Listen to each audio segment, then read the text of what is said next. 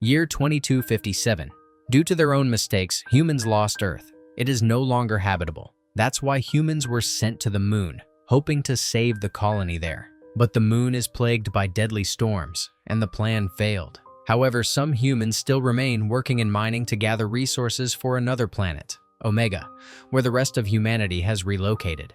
Omega is a completely safe planet. Those on the moon must work for 20 years in mining before they're sent to Omega. If someone dies before completing their 20 years, their family must finish the remaining years. If the family member is under 18, they are sent to Omega immediately, though the journey takes 75 years. But they're placed in cryosleep, so they don't age. When they wake up on Omega, they'll be the same age as when they entered cryosleep, though everyone else would have aged 75 years. Life on the moon is boring, with no entertainment. The people living there are tired of their bunker life. There's a rumor that something shiny crashed into the moon, creating a huge crater, but no one is allowed near it. Here, we meet a boy named Caleb. His father died recently while mining, and his mother is no longer alive either, leaving him all alone.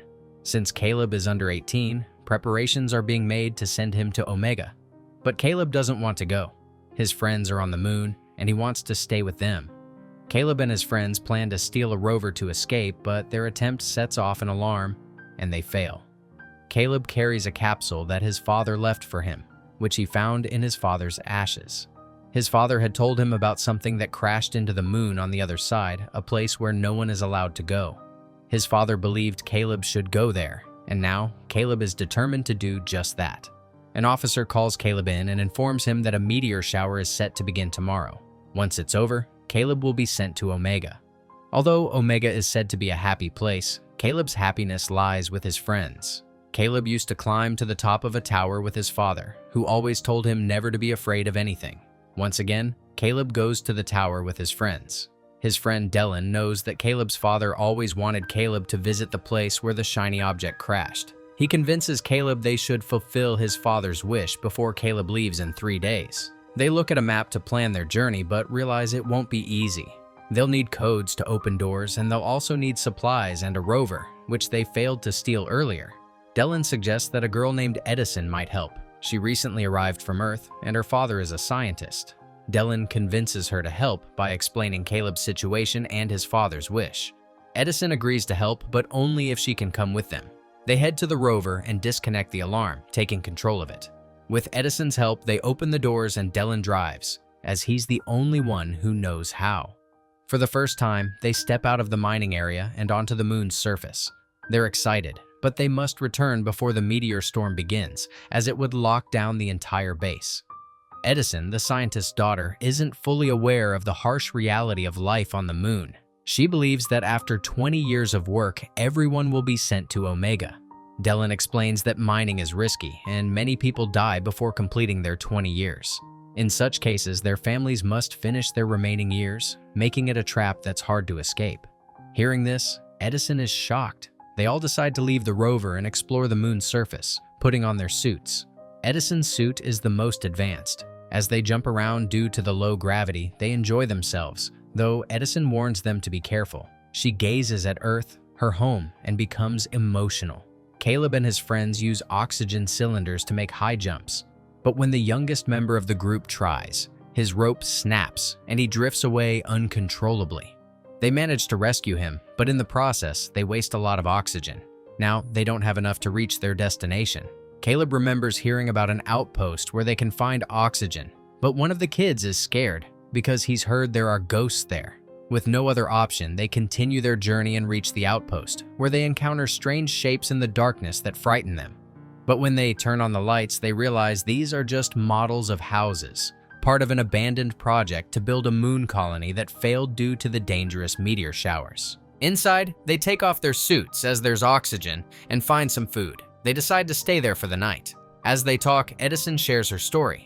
After her parents divorced, her mom took her brother to Omega while she stayed on the moon with her dad.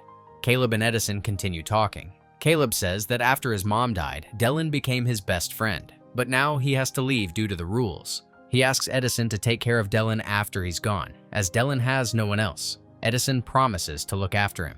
The next morning, they resume their journey, but their rover's battery runs out. They're still far from their destination, and the meteor storm is fast approaching. Desperate, they set off the rover's emergency alarm, hoping the mining base will rescue them. They reach the massive crater created by the shiny object. As they explore, Edison accidentally presses a button, triggering a virtual simulation that makes them feel like they're on Earth. Everything seems so real. Caleb finds a tile with a mark on it. When he lifts it, he discovers a photo of his parents and a capsule containing his mother's ashes. Overcome with emotion, Caleb places his father's ashes with his mother's. He realizes why his father wanted him to come here. Dylan reveals the truth to Caleb. His father didn't die in an accident. He sacrificed himself so Caleb could be sent to Omega and have a better life. Caleb is shocked, as everyone knew except him.